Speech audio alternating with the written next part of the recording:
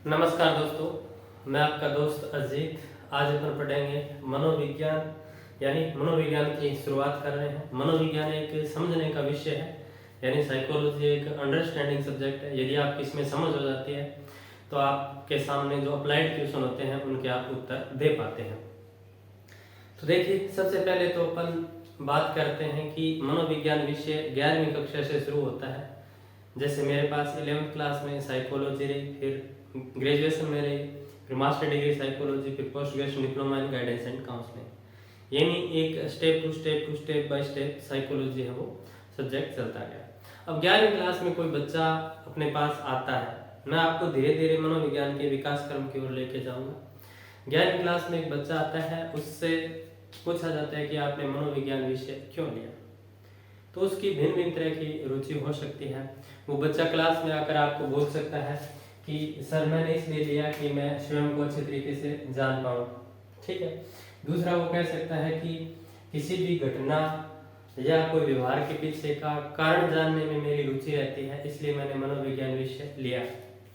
तीसरा वो बोल सकता है कि मैं कोई भी व्यवहार करता हूँ उसके पीछे लोगों की क्या रिएक्शंस होते हैं, ठीक है, उन रिएक्शंस को समझने के लिए मैंने साइकोलॉजी सब्जेक्ट लिया। चौथा वो बोल सकता है कि मुझे समाज में बदलाव करना है, परिवर्तन लाना है, इसके लिए मैंने साइकोलॉजी सब्जेक्ट लिया है ताकि मैं लोगों के व्यवहार को क्या कर सकूं, समझ सकूं। पांचवा वो बोल सकता है कि मैं मानव कल्याण की भावना की दृष्टि से मैंने मनोविज्ञान विषय लिया है ताकि मैं मानव का कल्याण कर सकूं, ठीक है। तो ये सारी चीजें हैं, ये एक बच्चा आपको बोल सकता है अपने तरीके से। और एक ये भी बोल सकता है कि कोई भी व्यक्ति कोई कार्य करता है तो वो क्यों करता है। यानी मान के चलो आप चल रहे हो, चलते चलते कोई व्यक्ति आपके सामने भाग रहा है, आपके थप्पड़ मार दिया, क्यों मारा उसने थप्पड़, कारण क्या था। यानी कुछ बच्चों की जिज्ञासा रहती है किसी भी व्यवहार के पीछे कारण क्या था, उसको जानने के लिए मैंने मनोविज्ञान विषय लिया। तो ये तो एक क्लास के अंदर बच्चे ने विषय लिया, उससे अपन ने सवाल पूछे और उसने अपनी प्रतिक्रियाएं दी। इस तरीके से हमें विषय लेना चाहिए। ठीक ऐसे ही मनोविज्ञान विषय का विकास होता है दर्शन शास्त्र से। दर्शन शास्त्र की पुत्री बोला जाता है मनोविज्ञान को, और मनोविज्ञान विषय है वो आपकी अंडरस्टैंडिंग डेवलप करता है। मनोविज्ञान विषय दावा नहीं करता है कि मैं इस चीज की वैज्ञानिक पुष्टि कर दूंगा, वैज्ञानिक पुष्टि करता है लेकिन दावा नहीं करता कि हर चीज की वैज्ञानिक पुष्टि संभव नहीं है। लेकिन वो उस व्यवहार के पीछे, उस कारण के पीछे, जो भी प्रतिक्रिया है उसके पीछे आपकी अंडरस्टैंडिंग डेवलप करने वाला सब्जेक्ट है। इसीलिए तो आपने देखा होगा कि जब आप इंटरव्यू देने जाते हैं ना, तो वहाँ एक बैच लगी रहती है ना, उस बैच के अंदर एक आपको साइकोलॉजिस्ट जरूर मिलता है। एक विषय विशेषज्ञ मिलेगा, एक साइकोलॉजिस्ट मिलेगा, एक मतलब मान के चलिए 4-5 जो बोर्ड में व्यक्ति बैठे रहते हैं ना, वो अलग अलग विषयों के हो सकते हैं, और उनमें एक आपको साइकोलॉजिस्ट जरूर बैठा मिलेगा, चाहे आप किसी भी बोर्ड में कोई सा भी इंटरव्यू देने जाए। स्कूल में भी आपके बच्चे को आप लेकर जाते हो तो स्कूल के अंदर काउंसलर आपको मिलेगा। यानी जैसे मेरे पास डिग्री है तो मेरी काउंसलिंग साइकोलॉजिस्ट की डिग्री है, तो मेरा जैसे काम रहेगा, तो मेरा काम रहेगा परामर्श देना। परामर्श का मतलब उस बच्चे को समझ करके इस बच्चे को आगे क्या विषय दिलाना चाहिए, किस तरीके से आपको इस बच्चे को आगे की ओर पुश करना चाहिए। यानी मैंने क्या किया, मैंने उनके पेरेंट्स की समझ बढ़ाई। क्या बढ़ाई? समझ बढ़ाई। तो मनोविज्ञान विषय क्या करता है, आपकी समझ बढ़ाता है। वैज्ञानिक विषय जरूर है वो, आप देखिए आगे की अपन कहानी है वो समझते हैं। तो देखिए, ये मैंने आपको समझा दिया कि मनोविज्ञान विषय वो स्वयं को समझने में सहायता करता है। यानी जो बच्चे सवाल कर रहे थे ना, वही मनोविज्ञान विषय को लेने का कारण या मनोविज्ञान विषय की उत्पत्ति का कारण बना आगे चल करके। यानी इससे हम स्वयं को समझ सकते हैं, इससे हम किसी भी व्यवहार के पीछे का कारण जान सकते हैं। यानी कोई व्यक्ति जो व्यवहार करता है ना, उसके पीछे निश्चित रूप से उसका कारण छुपा रहता है। मानकर चलिए एक व्यक्ति मतलब बहुत ज्यादा दान दाता है, वो बहुत दान करता था, अचानक से उसके व्यवहार में परिवर्तन आ गया, वो दान नहीं कर पा रहा है। आप सोचते हो कि ये कंजूस हो गया, इसकी प्रवृत्ति बदल गई, इसका नेचर बदल गया, इसका व्यवहार ही ऐसा हो गया। ऐसा नहीं है, उसके व्यवहार के पीछे छुपा हुआ उसका कोई न कोई कारण है। हो सकता है उसके पास पैसों की कमी हो गई हो सकता है उसके बहुत ज़्यादा कर्जा हो गया हो या उसने लोन ले रखा हो, उसके कारण उसकी दानवीरता है वो एक साइड हो गई और वो थोड़ा कंजूस प्रवृत्ति का हो गया।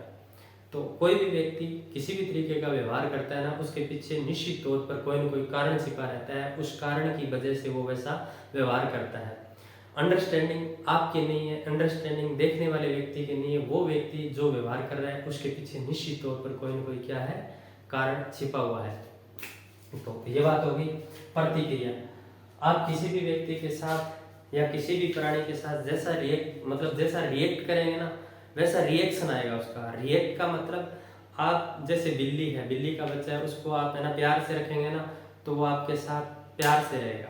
आप उसके चप्पल मारोगे, थप्पड़ मारोगे तो वो सामने है ना वैसा ही व्यवहार करेगा, वैसी प्रतिक्रिया करेगा।